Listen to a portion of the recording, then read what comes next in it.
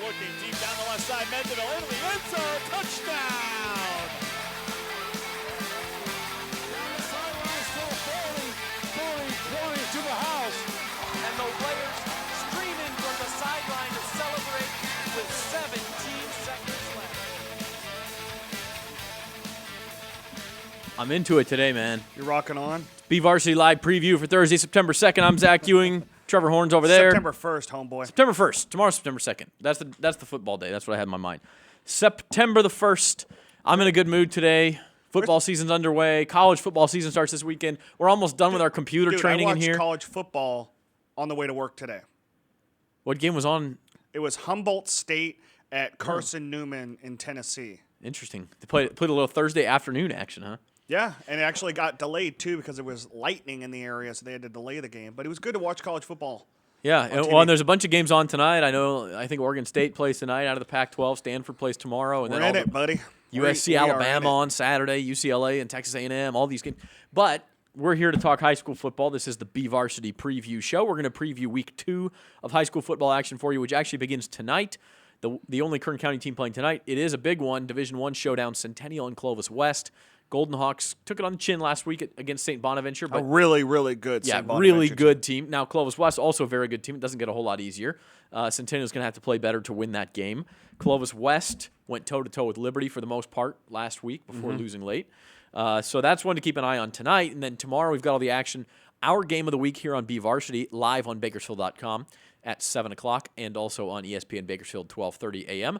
That is going to be Independence at Stockdale. Really interesting game, I think, because it's how do these teams react? Week 1 for one of them was an extreme disappointment, I think, for Independence because, I don't know this for sure. Nobody said this for sure, but all the talk in Independence was we're not going to be mediocre anymore. We're going to leave that behind us. And then you lose at home by 10 points to a North High team that graduated dozens of seniors.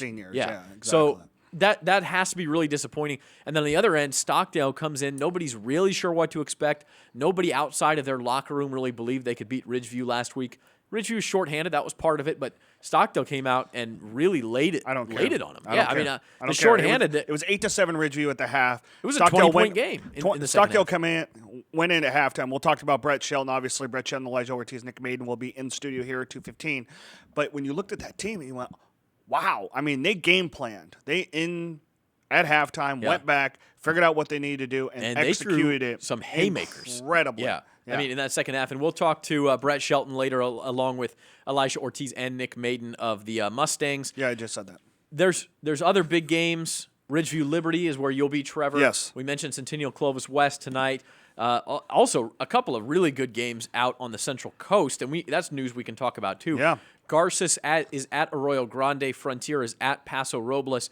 Those are two of the teams that want to join the Central section from the Central Coast, which news came down from that yesterday. So that's a big deal, and I think that's worth talking about as well.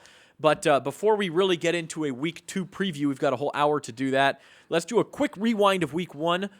Trevor, we shot 4 games video-wise last week.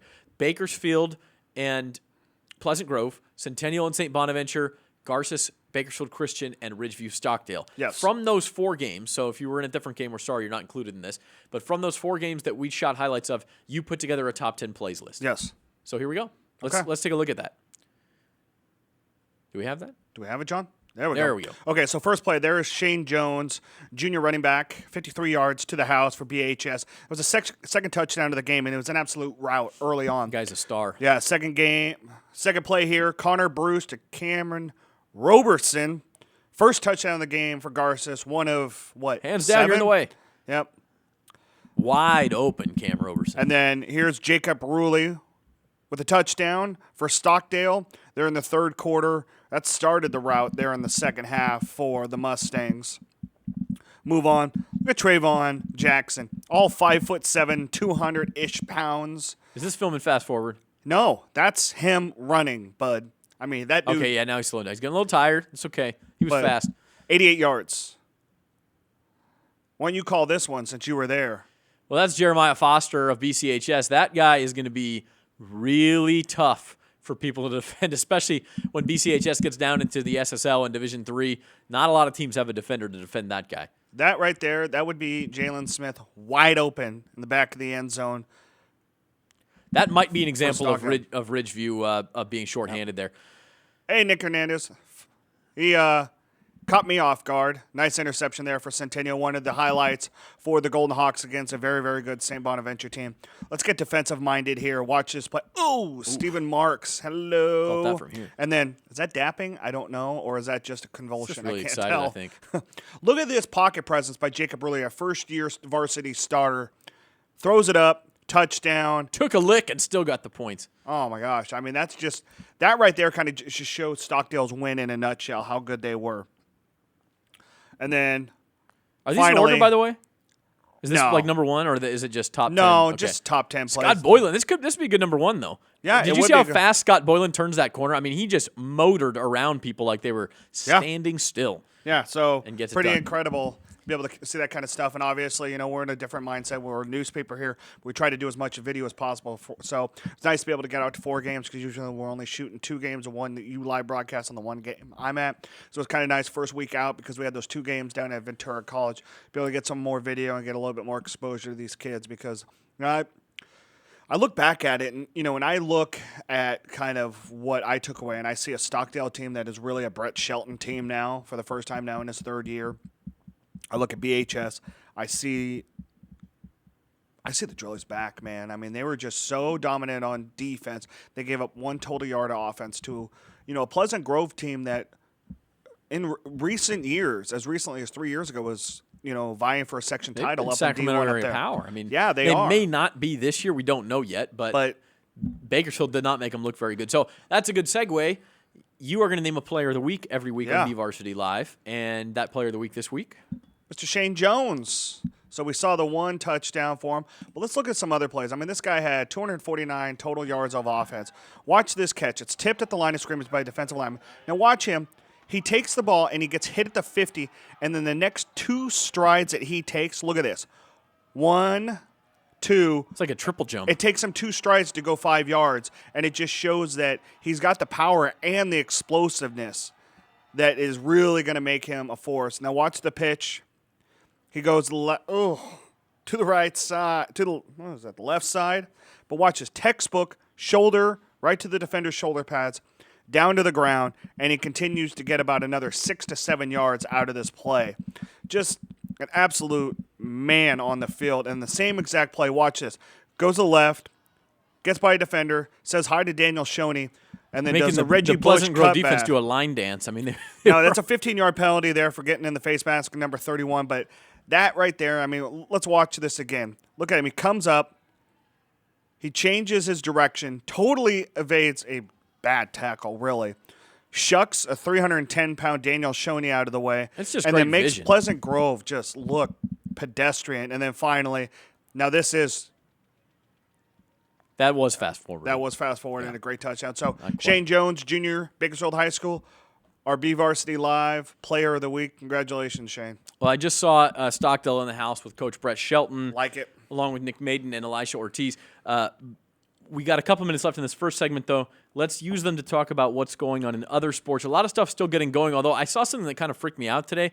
They're playing league volleyball matches already in the SSL. Yeah. That's insane. Yeah. It's September 1st. Yeah, but the BCHS SSL was 7 teams. Exactly. BCHS beat Wasco 3-0 last night, so the Eagles rolling again. We got a big volleyball tournament. We'll talk about that more when Maria Colatz on the Stockdale volleyball team is We're in. going to have volleyball, But, Stockdale volleyball in as well. yeah, It's a Mustangs half hour coming up. Yeah, why not? So Clovis Invitational, we've got, let's see, Garces East, Stockdale, BCHS, BHS, Centennial, Liberty, and Tehachapi all competing in a big, 25-team tournament up there in Clovis, which is a really good kind of first get-off. Obviously, tournament style is 3 sets instead of 5. Yeah, but you know what? It's not just the first thing and it's 3 sets and everything. So many times what happens at this tournament determines seedings in November. Because after this, there's not that long to go before we get into league play. And then you're not playing, Bakersfield teams are not playing the Clovis teams and vice versa. And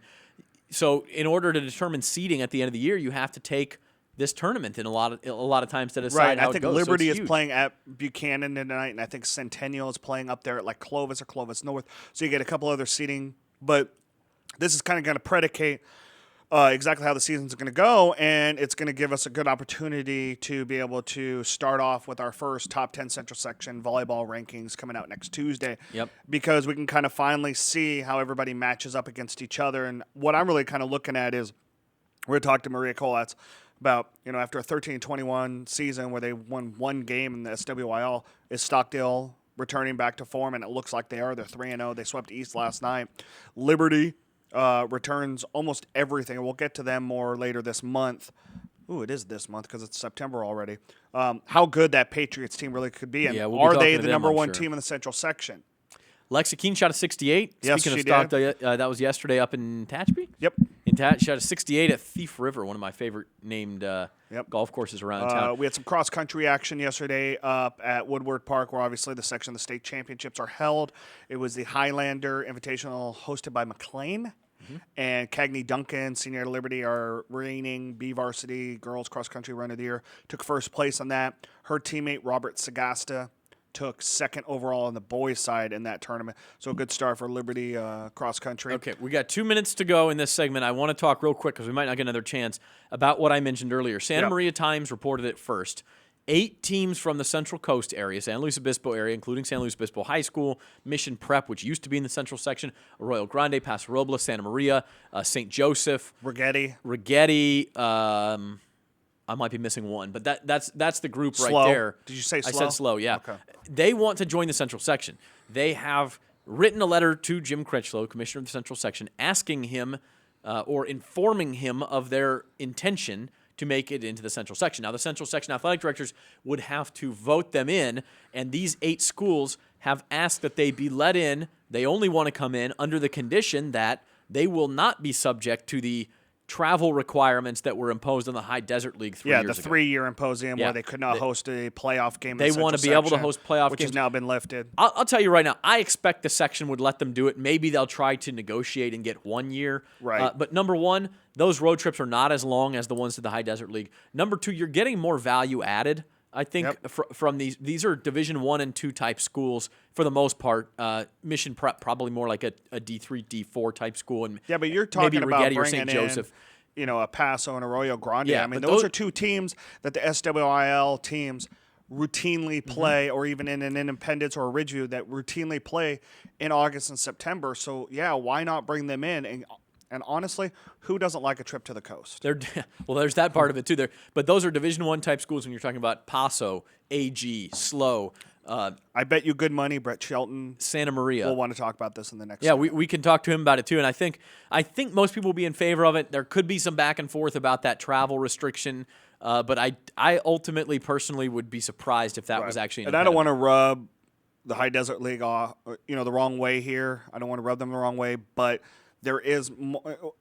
It comes down to money, really, and I'm sorry, but those teams might have a little bit more pull. Well, it comes down to money and it comes down to leverage. Yep. And if you're in the High Desert League and you desperately want to get away from the lower divisions of the Southern Section, which are all private schools, you really don't have any leverage. You were going to come to the Central Section no matter what they told you.